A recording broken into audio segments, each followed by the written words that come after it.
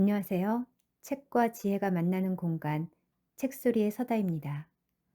오늘은 세이노의 가르침 중에서 삶과 돈, 그리고 투자에 대한 깊은 통찰이 담긴 두 편을 함께 나누려고 합니다. 첫 번째는 삶의 우열은 돈으로 가려지는 것이 아니다입니다. 우리는 때로 부와 가난으로 삶을 재단하려고 하지만 삶의 형태가 다를 뿐 우열이 없다고 세이노는 말합니다.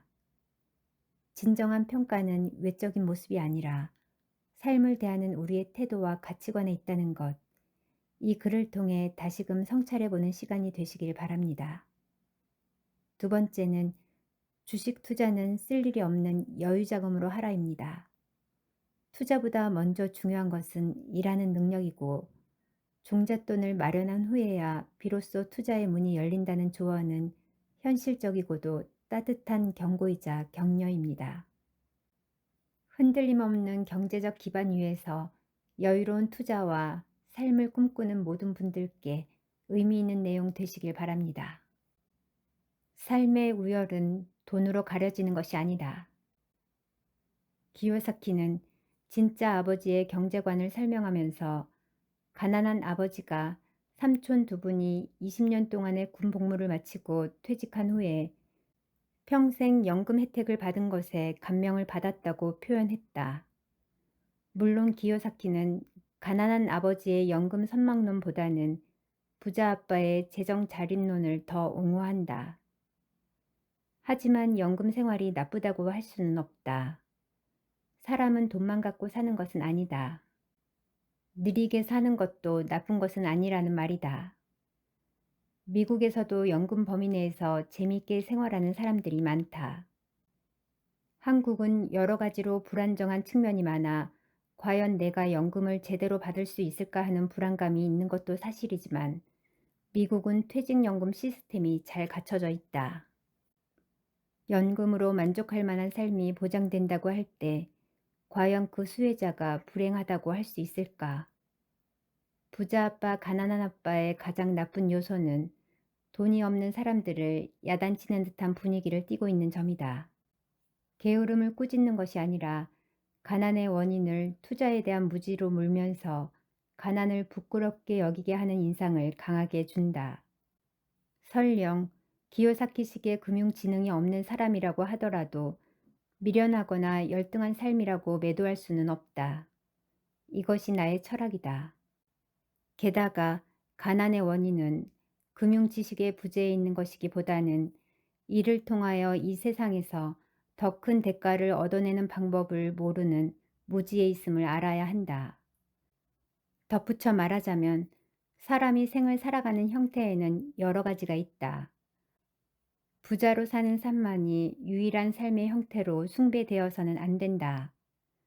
나처럼 부자로 살겠다고 작정을 하고 덤빈 삶도 인간의 삶이며 반대로 가난하지만 자연 속에서 절약하며 삶을 관조하며 사는 삶도 인간의 삶이고 평생을 남을 위해 봉사하는 봉사자들의 삶도 인간의 삶이며 자기가 좋아하는 것을 평생 하지만 가난에서 헤어나지 못하는 삶도 인간의 삶인 것이다. 즉, 삶의 형태에 우열은 없으며 모든 것은 각자가 삶을 어떻게 바라보고 있는가에 달려 있다. 기요사키의 가난한 아버지는 우리는 그냥 가르치는 것을 좋아할 뿐이야 라고 말한다.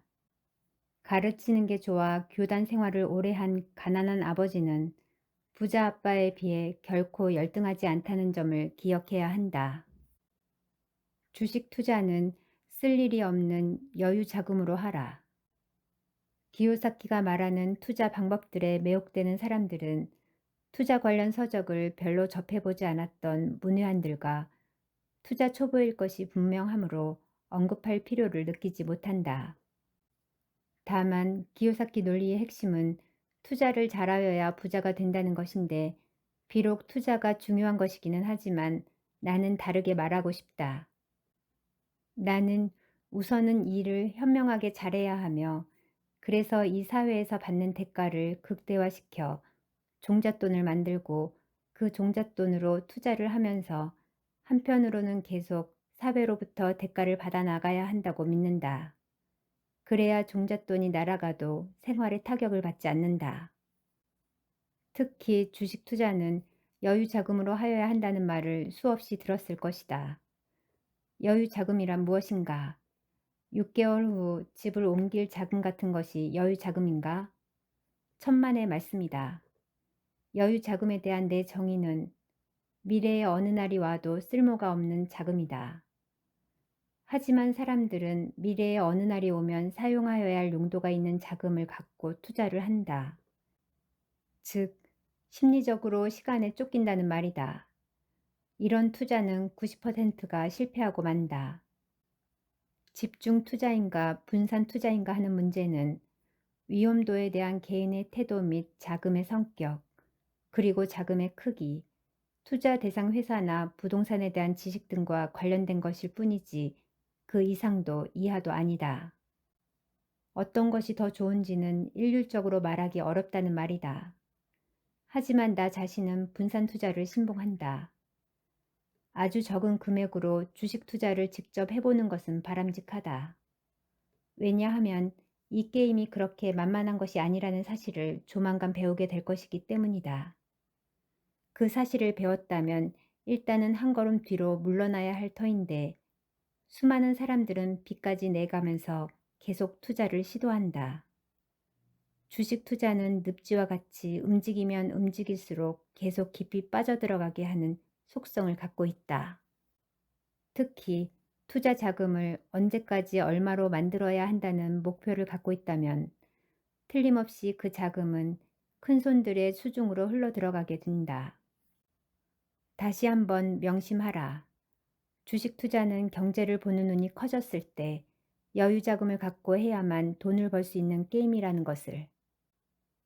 우리는 부자가 되는 법을 배우기 전에 삶을 어떻게 바라볼 것인가를 먼저 고민해야 합니다. 가난하든 부유하든 누군가를 위해 봉사하든 자연과 함께 고요한 삶을 살아가든 그 어떤 삶도 존귀하며 그 자체로 아름답습니다. 그리고 주식 투자, 그 자체는 목적이 아니라 수단일 뿐입니다. 무리한 투자가 아닌 쓸 일이 없는 여유 자금으로 하는 투자만이 우리에게 심리적 평안과 현실적인 지혜를 가져다 줍니다. 오늘 함께 읽은 내용들이 당신의 삶과 경제적 선택에 작은 등불이 되기를 바랍니다. 좋아요, 구독은 영상 제작에 힘이 됩니다. 감사합니다. 책소리의 서다였습니다.